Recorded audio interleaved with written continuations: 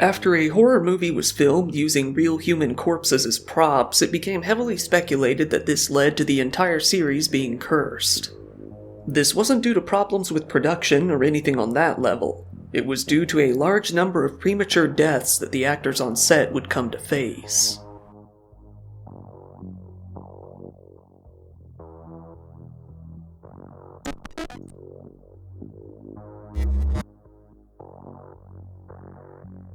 Poltergeist was a horror movie directed by Steven Spielberg and Tobe Hooper that was released back in 1982.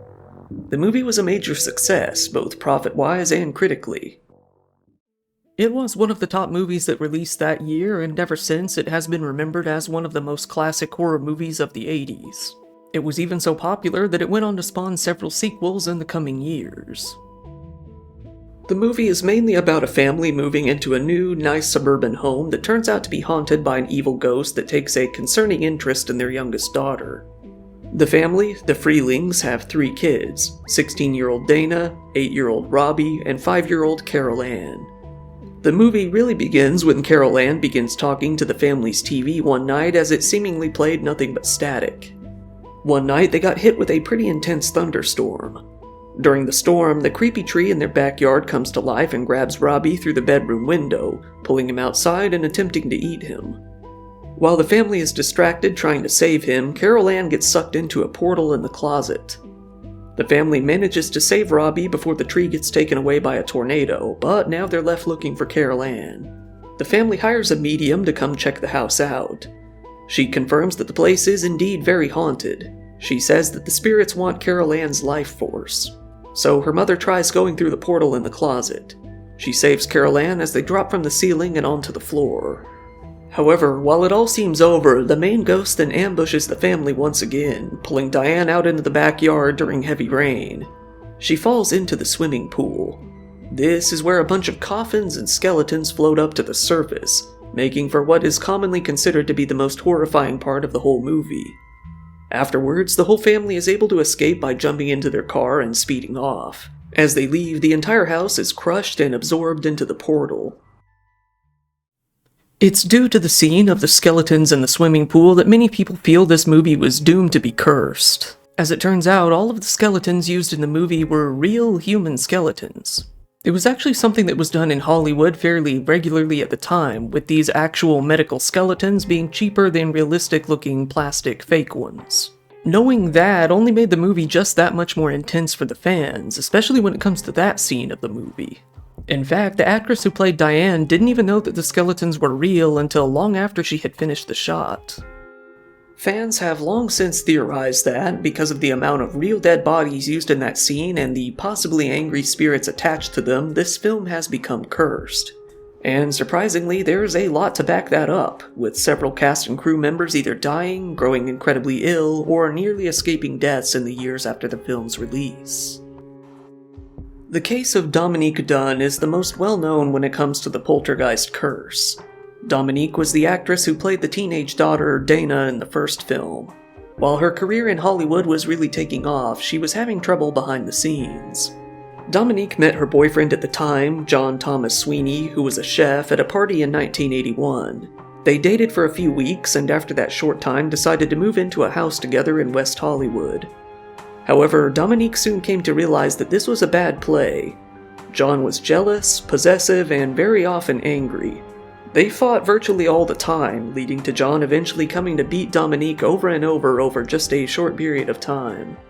During one argument, he pulled a full handful of hair off of her head by the roots. Terrified, Dominique fled to her mother's house. That's when John showed up and started slamming his fist down on all of the doors and windows. The mother threatened to call the police, leading to him leaving. However, only a few days later, Dominique decided to move back in with him. It wasn't long before the two got into another argument, this time with John grabbing her by the throat, slamming her to the ground, and attempting to strangle her. A friend was even staying with them at the time and, hearing the commotion, ran into the room to see what was happening. John admitted that he had tried to kill her, but later denied this and simply asked Dominique to come back to bed. She pretended that she would, but snuck out the window instead. Once she started her car and tried to leave, John hopped onto the hood of the car as she took off. Dominique slowed down just enough to let John off of the car before speeding off again. Once again, she stayed with her mom and couch surfed around her friends' places for a while. However, this time she decided to break up with John for good. He moved out and she changed the locks. A few weeks later, Dominique was at home with an actor who was helping her work on rehearsing some lines for an upcoming miniseries that they were both working on, a television series called V. John attempted to call Dominique at around that time, leading to her hanging up on him. But then, 10 minutes later, he showed up at the house, demanding to speak with her. At first, she only spoke with him through the door, but eventually she did go outside to see what he had to say as her co-worker remained inside. Dominique's friend soon heard smacking sounds, screams, and a slam. He called 911, but the police on the other line told him that they were out of their jurisdiction, leading to a lot of wasted time as he tried to figure out who to call. He then called his friend and said that, if he turned up dead, John Sweeney was the killer. He fled the home through the back door and, when he came around to his car in the front yard, came to see John kneeling over Dominique in some nearby bushes. John told him himself that he should call the police. The police came out to see John in the driveway with his hands up. He told them, frankly, "I killed my girlfriend and I tried to kill myself." He said that the two had argued, but he couldn't remember what they fought about, saying that he lost his memory until he came to on top of her. Dominique was rushed out to the Cedars-Sinai Medical Center in Los Angeles and placed on life support. When it was found that she had no brain activity due to oxygen deprivation, the decision was made to pull the plug. John Sweeney was immediately arrested and charged with attempted murder. But after that, those charges were upgraded to full-on first-degree murder.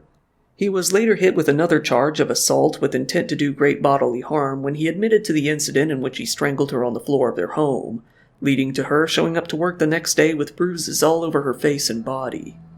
According to John, though, she got these accidentally when he tried to prevent her from leaving. During the trial, John came to the stand to defend himself. He said that he didn't go to Dominique's house with the intention of killing her at all. He said that they had actually gotten back together and that he was planning to move back in, adding that they were actually going to get married and have kids. He said that he simply exploded when she abruptly changed her mind about the whole thing, saying that she admitted to maliciously leading him on. He then said that he even attempted to revive her by having her walk around. Then she fell to the ground and he gave her CPR, leading to her vomiting. He said that he also vomited out of sheer nerves and ran right into the house to gulp down 2 bottles of pills in order to end himself. He said that he then went back into the driveway and laid down beside her, hoping to die with her, and that's when the police showed up. It wasn't really all that hard to see that this was nothing but a bunch of lies. Dominique's family was able to confirm that she had no plans whatsoever of getting back together with him. In fact, that's likely what set him off in the first place. Not only did the police confirm that there was no evidence that John had taken any sort of pills at all, he wasn't lying on the ground with Dominique when they got there. He was standing up, just perfectly fine and healthy. In fact, they said he was actually pretty calm and collected. The coroner even added that this wasn't a quick burst of fury, that Dominique had actually been choked for at least 3 minutes straight. The sheriff's deputy even testified that John told him, "Man, I blew it, I killed her, I didn't think I choked her that hard, but I don't know, I just kept on choking her. I lost my temper and I blew it again." One of John's ex-girlfriends was called to the stand and asked to testify as well. She said that, during their relationship, he had assaulted her over 10 times, 2 of those times leading to full-on hospitalization. She ended up with a perforated eardrum, a collapsed lung, and a broken nose from him. Hearing this, John flew into another rage, jumping from his seat and running towards her. 2 bailiffs and 4 guards tackled him to the ground. This really didn't help his case at all. He was handcuffed to his chair and began to cry. Shockingly, when his attorney asked the judge to rule this testimony inadmissible, saying that it would cause prejudice, the judge actually agreed. The jury wouldn't hear about John's history of such abuse. As a result, after the jury debated for 8 days, they acquitted John of second-degree murder. Instead, he was found guilty of voluntary manslaughter. The whole thing had been successfully argued to be a simple crime of passion. John was sentenced to 6 years in prison for the manslaughter, the maximum, and 6 more months for the previous assault. Dominique's family was outraged. When the judge said that justice had been reached, her father yelled out, "Not for our family, Judge Katz." After only 3.5 years in prison, John was released on parole. He ended up getting hired again as a chef at an upscale restaurant in Santa Monica.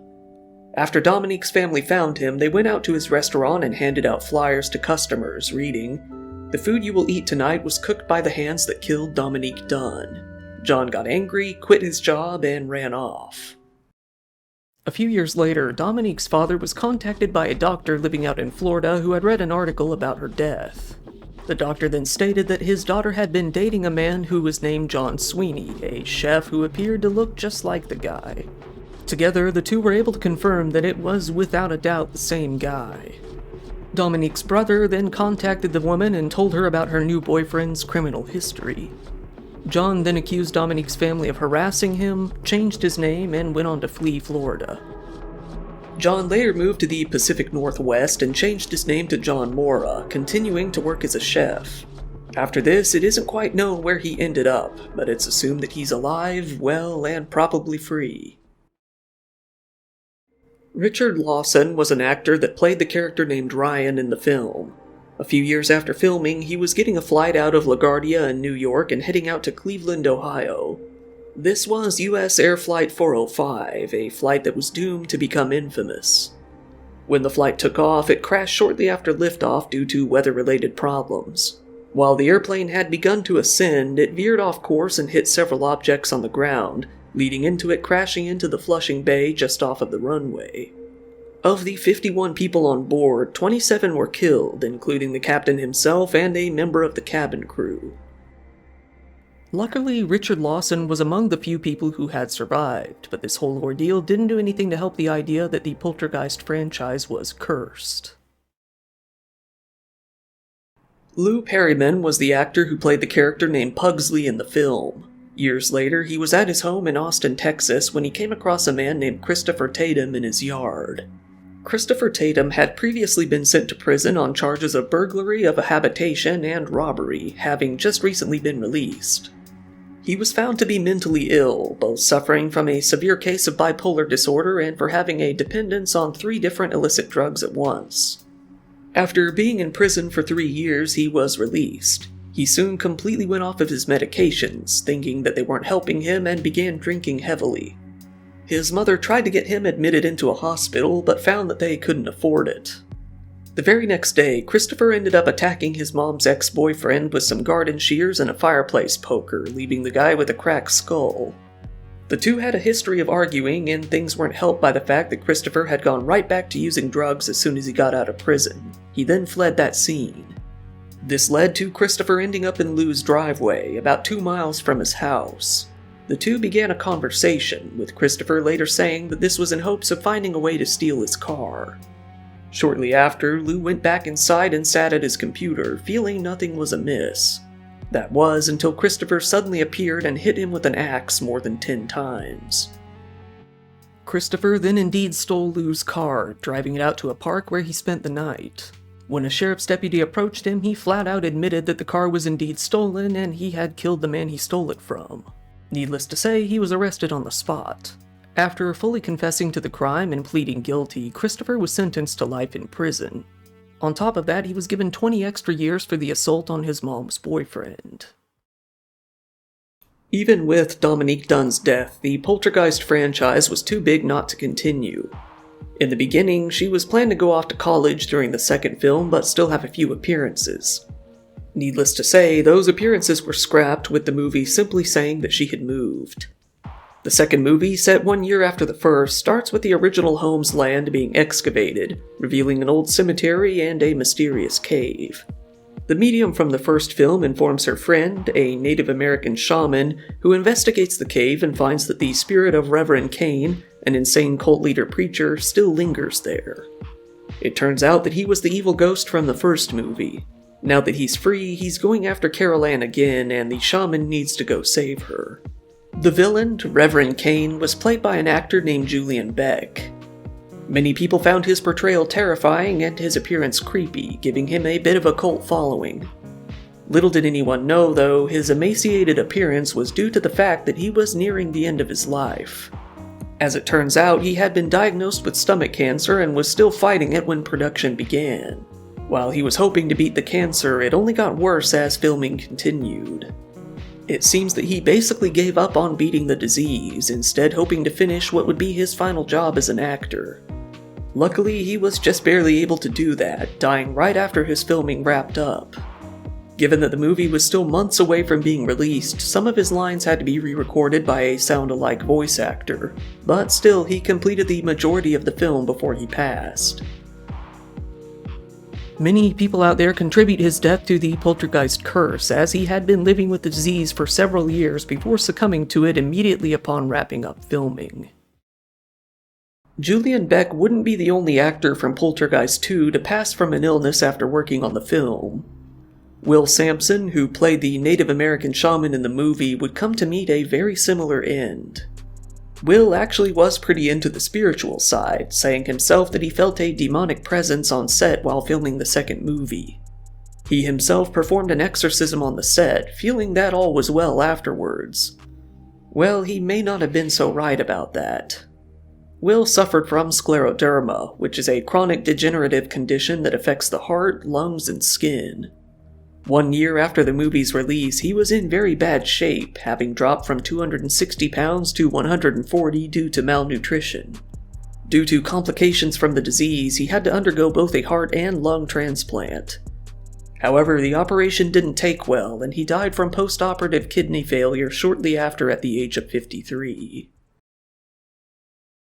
Heather Michelleor was the child actress who played Carol Ann in both the first and second films of the series, and then the final third movie in the series as well. In Poltergeist 3, Carol Ann's family sends her away to live with her wealthy aunt and uncle in Chicago after the family is continually targeted by hauntings. They told her that she was only going to be there temporarily to go to a school for gifted yet troubled children, but the plan was to keep her safe long term. In 1987, during the filming of the third movie, Heather came down with an illness called giardiasis after drinking well water from her family's lake house home. Afterwards, she was also diagnosed with Crohn's disease. While filming the movie, she was given cortisone injections in order to hopefully heal her. These injections noticeably caused her face to swell, leaving her very self-conscious while acting. By June of 1988, the initial filming on the project was concluded. After that, Heather went back to her family's home in California, with her illness being in remission, feeling that everything was all fine. However, that wouldn't last. Only a few months later, it started to look like Heather had the flu. 1 day later, she collapsed in her home. After the ambulances were called, she was rushed to the hospital, having a heart attack along the way. The medical team was able to restart her heart, but she wasn't out of the woods yet. It was found that she had intestinal stenosis and was rushed into emergency surgery. Right after the surgery, she suffered another heart attack while recovering in her hospital room. Doctors attempted CPR for over 30 minutes, but there was no use. She was pronounced dead that very afternoon. Heather's death was determined to have been caused by congenital stenosis of the intestine made worse by septic shock. The medical staff noted that her case was extremely unusual given that she hadn't shown any symptoms of this disease at all until it suddenly appeared, which is definitely against the norm, although it is possible. After the film was completed, the studio decided to reshoot the ending in order to redo a special effects sequence, something that the director didn't really even want to do. At this point, he didn't even want to release the film, but it was out of his control. They had to reshoot the ending using a stand-in for Heather, simply avoiding showing her face. They weren't really even sure how to market the movie, feeling that people might think they were trying to capitalize on Heather's death. When the movie was released, it was an absolute bomb, failing both critically and financially. These days, Poltergeist may very well be known more for the curse surrounding the films than the actual movies themselves. After so many of the actors who starred in the series died prematurely, many of them in a very violent or tragic fashion, it came hard to ignore the notion that there was something up with these movies. Whether it really was due to the use of real skeletons in the first film or simply a massive coincidence is still up for debate. In 2015, a remake of the first movie was released, one that was yet another massive flop. That might just be due to the curse as well. Time will tell if anyone who worked on this project will come to meet an early end similar to their predecessors. Hopefully, if it does exist, the curse has been lifted after all this time. We'll just have to wait and see. Once again, thank you for watching my video. If you found the topic interesting, please give it a like, it really helps me out in the algorithm, and subscribe if you want to see more content like this. Just recently, I've started up a podcast with 4 of my friends called the NBR Podcast. If you find the content on here interesting, you might want to give that one a try. I've also opened up a merch store. There you can get yourself some cool Dire Trip t-shirts. If you want, go ahead and follow me on social media, that's always pretty cool. I also really appreciate when people follow me on Patreon. There you can get videos early, ad-free, and uncensored. Channel memberships are up too, you can get all the same benefits there as well. Once again, this has been your host Kyle, thank you, and good night.